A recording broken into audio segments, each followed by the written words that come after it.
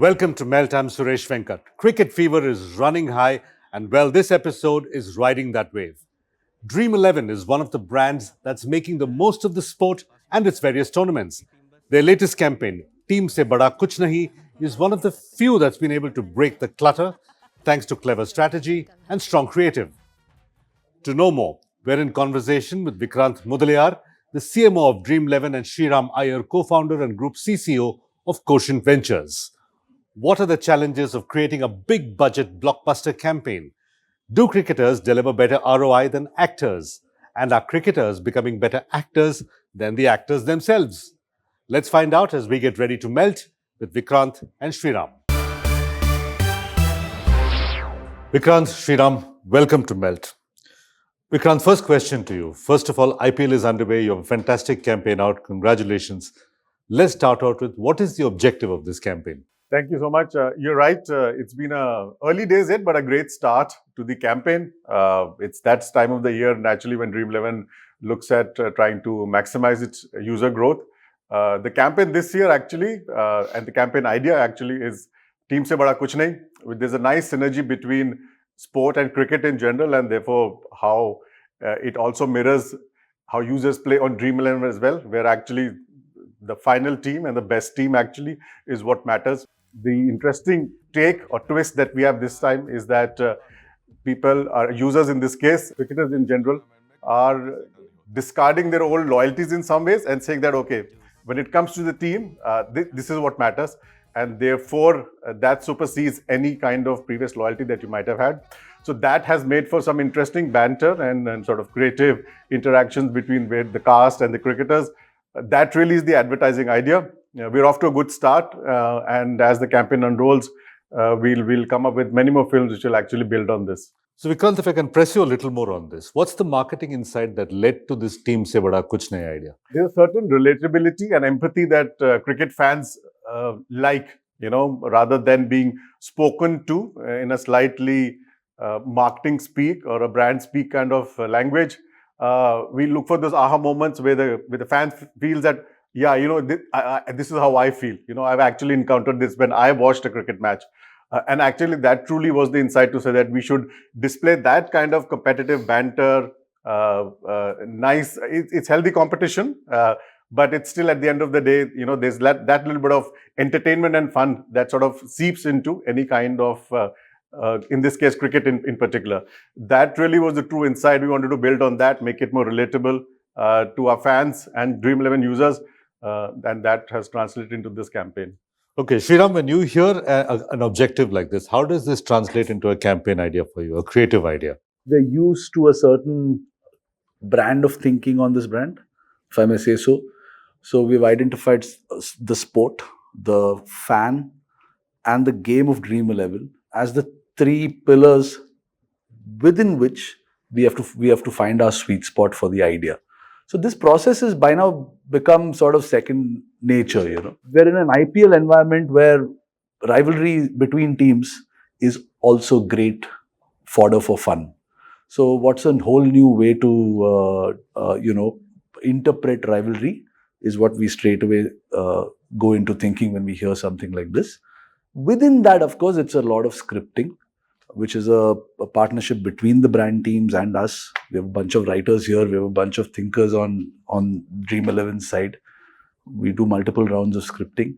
And at some point, you know when you've got it, So for us, it's by now, I think, while it's tough to keep doing new stuff, somewhere it's also relatively easier for us now in our fifth. Because of the guardrails and the thinking process. Yes. Vikrant, next question back to you. Shriram talked about this trifecta. There's the game of cricket, there's IPL, and there's the Dream11 online fantasy version of it. There's a strong risk that you could create marketing or advertising that either promotes the game of cricket, promotes the IPL tournament, and completely forgets the Dream11 brand. There is a solid risk of that happening. How do you prevent that from happening?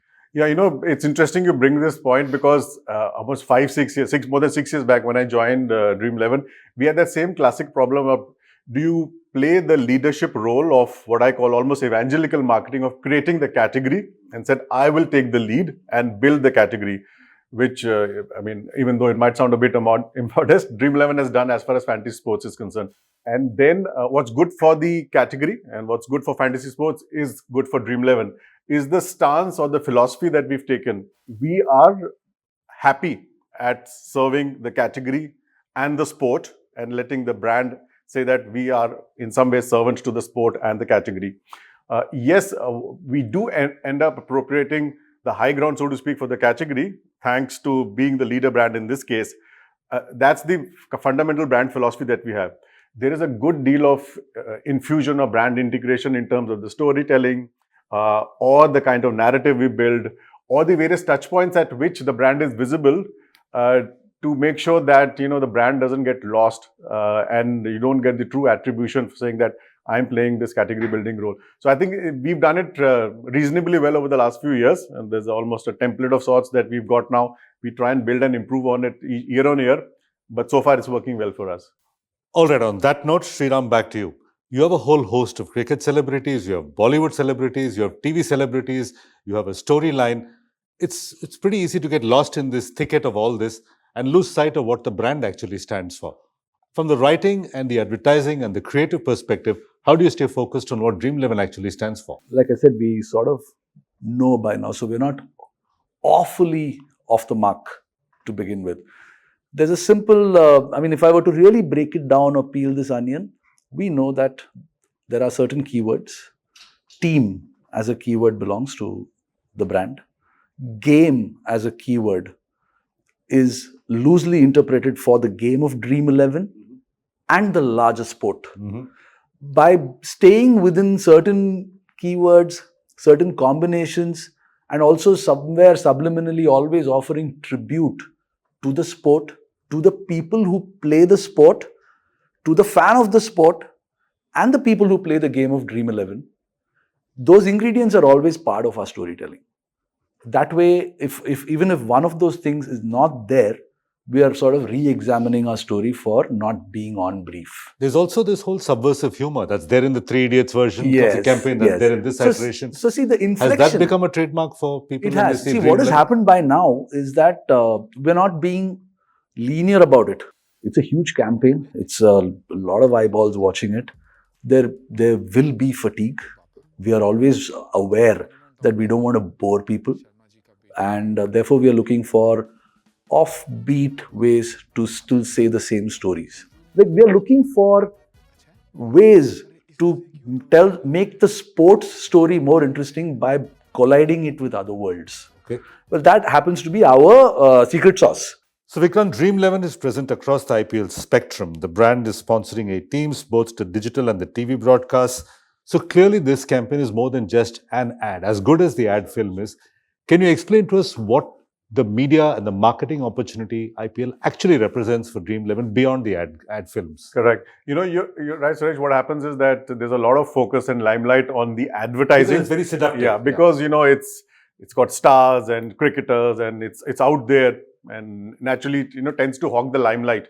The entire marketing machinery and the marketing sort of plan is much more than just an advertising campaign. 6 years back, marketing for Dream11 didn't mean brand advertising at all. Zero. We didn't do any television advertising at all. So there's an entire digital and performance marketing leg to it. There's sponsorships with, let's say, IPL teams and endorsers, cricketers, very sort of ROI-driven advertising which happens on other platforms like a Google or a Facebook or a Meta or even YouTube for that matter. And then there is branded content on social media and user engagement and reactivation of current users. Please remember, we have more than 200 million users already. Yeah. Mm-hmm. So there's a dual task of saying, okay, where do the next 100 million come from, which is an acquisition goal, and how do we make sure that these 200 million continue to play on Dream11? So that's more of a retention goal. Both of them need to happen simultaneously. So there are multiple sort of levers, some of them which I just spoke about, which are put into action, especially this time of the year, to make sure that we have that full 360 holistic campaign in place. The other bit is also the user is not behaving the way they used to in terms of... They never do. Yeah, so for us to assume that everybody is watching our 30-second ad is not true. They are, or even a live broadcast. So there are people who will sample, even let's say IPL as content in terms of just watching, we call it sort of, consuming a snack bite kind of a content. There are others who will remember the, let's say, jersey sponsorship or imagery from there. There are others who will remember one ad, and something else, somebody else might have seen, simply a video or a branded sort of banner that might have happened on Google or Facebook. So I think for a marketer, it's a more tougher challenge in this sort of media fragmented environment with shorter attention spans, and therefore the need to try and probably say how best we can try and reach, engage, and make sure that they try and sample at least Dream11 during this And period. how do you measure the success of this? What are the metrics or KPIs that you use? Yeah, so there are a bunch. One obviously is at more macro level, which is in terms of user growth. For example, if we added around 55 million users last year, which is calendar year 2020. And do you need to attribute that to the campaign or the jersey? Yeah, so there's a lot of marketing science that goes behind attribution. Some of it is sharper, and some of it is a bit more gray. Fuzzy, because you are correct. across. So the performance bit, we, for example, have a customer acquisition CAC that we will target. We do market mix modeling studies to try and see what kind of attribution is happening. There is ultimately a user growth number, and the registered users versus recurring users, and what's the level of frequency of which they are playing on. So I mean, there's a plethora of metrics measuring ROI that is put into place. All of those give us either the confidence or the course correction that is required for whatever needs to happen in the future. My question to you, Shriram, is actually this.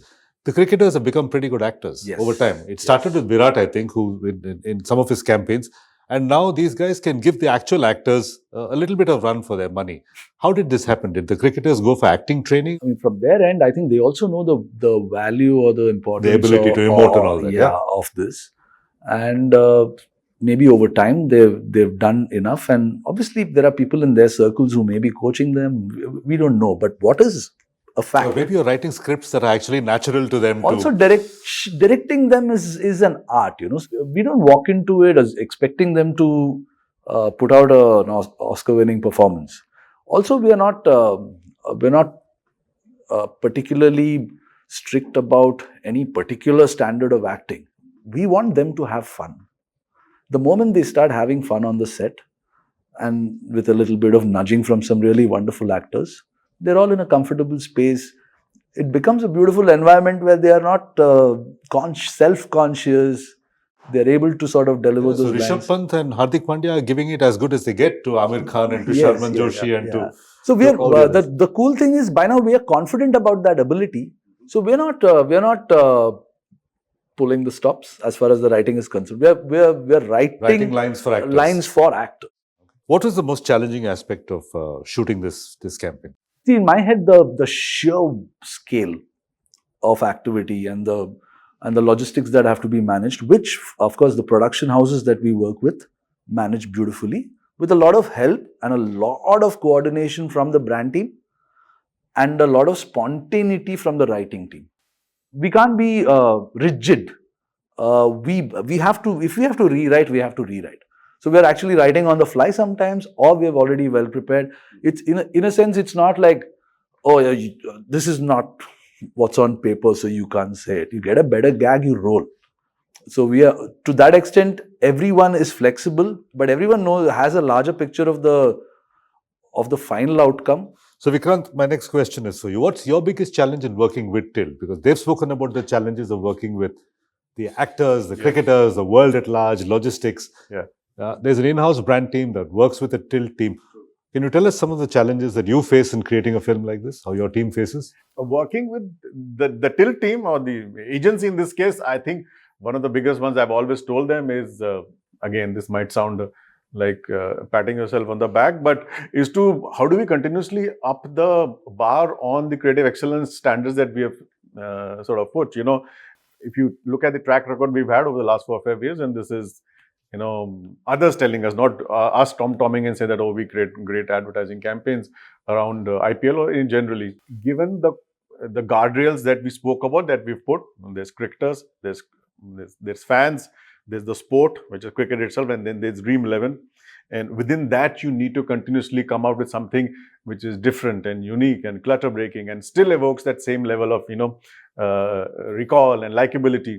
I think that is And while you're doing all this, not offend anybody. yeah, because true, we are true, we are a dude. nation that's easy to Correct. take offense. There have been those times where and brands have started, being extremely shy or wary of being trolled on social media, and therefore that it's sad if that starts dictating, the kind of strategies that brands adopt or the kind of creative output that they come up with. If there is fear and concern which is driving that rather than natural desire to come up with something great. So Vikrant, in your view, what keeps this partnership healthy? You've had a very successful partnership, like you said. What keeps it going? For starters, it's I think trust and respect for each other, because we've known each other for a while. I think we have I would like to call a pretty egoless relationship. This is not client and agency typically in the good old days. When I started off, the agency was subservient to the client in some ways, so I have never... The rule was the client is an idiot and the client is always right, if I Yeah, remember because correctly from the client 90s. because the client is paying the bill. Yeah, Yeah. not just me or my team, but I think at Dream11 as a company is also, doesn't believe in that kind of philosophy. So that sort of comfort and that kind of confidence and respect that once we share naturally gives them the freedom and the confidence to say, okay, yeah, I think they like it. Oh, I think we can pull it off. So I think they become a braver agency, thanks to this kind of relationship that we have. Also, we've gotten our hands dirty. It's not, there are different breed of clients across the spectrum. There are the ones who are very lazy ones, will say, ऐसा ad, in fact, very standard brief to them nowadays, Dream11 type का कुछ बना के दो हमको. With the Shahrukh. Yeah, Yes, it doesn't, hi, Shahrukh, Dream11. Dream11 जैसा सिर्फ Dream11 के लिए बनेगा, because Dream11 have its own set of requirements. But because we understand the practical realities of how this is done, I've spent enough number of years, so has my team, and that kind of, understanding of advertising, as a science and as a production exercise, I think also helps. Yeah. I understand partnership, I understand working in sync, but there is some client who's paying the bills and there's an agency who's delivering to a client's expectations. How easy is it difficult to tell a client like Dream11 that they're perhaps wrong about something? Have you had that experience? Has that been a challenge? See, what helps, I think, is that one, we're talking about sport, and it's something we all grew up. It's a sport we've all grown up with. So it's not one of those categories that are removed from our personal experiences, So a lot of times there is resonance with a thought or an idea when it's shared, simply because everyone's collectively sort of experienced it. To that extent, it's not, we're not speaking an alien language with the client. We are suggesting ideas that they have personally probably experienced. If you look at the nature of the advertising around cricket, the sport, there's pretty much nothing that we haven't not witnessed either on television or personally experienced on the street. So there is healthy debate. Of course, the granularity is where the debate should be, because at the end of the day, you have a 20-seconder, you have a certain messaging, so those conversations are healthily debated, and it's one of those relationships, I think, where we have forgotten, the lines are blurred. I don't think that the team at Dream11 thinks of us as an advertising agency that they've hired. Neither do we look at them as a client and Paying the bill, so we can't tell them anything. because you cannot create this quality and quantity of work in that dynamic. Okay. It's got to be a bunch of friends who can fight tooth and nail and be absolutely okay coming back, shedding all your ego and everything, back to another boardroom on another day, be tired about 10 scripts that are bombed, so be it. Many CMOs at conferences start with this line saying attention span is shrinking. And at the same time, they commission 1.56 minute long films, right? Just as you have done, you have I think it's 1 minute 55, and then there are the shorter 2 minutes versions. actually. 2 minutes Yeah. overall. And then there are the shorter films. Yeah. So if attention span is shrinking, why do CMOs commission the longer versions of these films? Why not do 10-second films and 20-second films and be done with it? Yeah, we do those as well. So I think the real question is, why would you create a 2-minute film? Yeah, given the challenge. Also, is there any evidence that attention given the spans are challenge, shrinking? because in this case, the question is not of duration, whether it's 10 seconds, 30 seconds, or 2 minutes. What are you doing in those 2 minutes is the real sort of, question that we need to look at.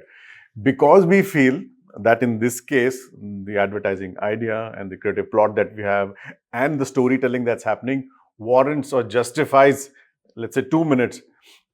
And we are confident that somebody who watches the first 5 seconds will watch till the end of the film is the reason that sort of that confidence comes. And the data speaks. We did the same thing. Last year we did, by the way, a 90-seconder. And the YouTube and the Google team told us that we had the maximum ever completed views of a long format video film on YouTube in India. Almost 18-90% people were just completely watching the film without skipping it or stopping it in between.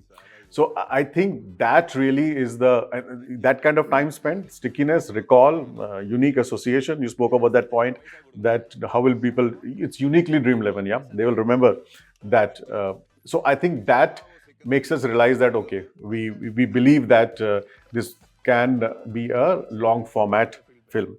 That's one. And the second is the media or the cost part of it, where we then figure out, this 2-minute cannot go live during a ad break or during the cricket match. So then there needs to be other sort of platforms through which we can drive that same level of reach here. Okay, final question for both of you. Ever since the IPL began, there have been comparisons, obviously, to the Super Bowl, not to mention the EPL. Now, I want this answer, one from a marketer, one from a creative. Has IPL delivered on its promise of being India's Super Bowl? So from an Indian landscape, if you want to engage with Indian users, consumers, sports fans in particular, yes, I think it probably exceeds what probably the Super Bowl does in the US, to that extent, in a much more cost-effective manner, actually, because the massive reach. You're talking about 500, 600 million people in a 2-month window, getting reached through this platform. But yeah, I think the sheer diversity of India as a market and different states and languages, and you need to sort of slice and dice different cohorts of users that you need to engage with. The Super Bowl doesn't have that problem. There's a certain homogeneity of the market, that it sort of is serving. So there's certain pros and cons, but it's a fair enough comparison, and I think that's where we are for the time being. Yeah. Shriram, final word to you. IPL, Super Bowl. It is still the most exciting time for advertising, and it's far tougher to create a great IPL campaign. It's perhaps easier to create a great Super Bowl ad because the dynamics are very different. IPL does not allow you to entertain beyond 20 seconds of storytelling, first of all. Super Bowl allows that. Super Bowl, you can do like luxurious ads sometimes if you have the money. All right, Vikrant and Shriram, thank you very much. Thank you so much. Thank you so much. Lovely being here. Thank you. And with that, it's a wrap on Melt today. Keep following Melt on social media. The handle is Ready to Melt, or simply log on to readytomelt.com if you'd like to follow me. I'm @Suvenk on X. Till next week, goodbye. Thanks for watching.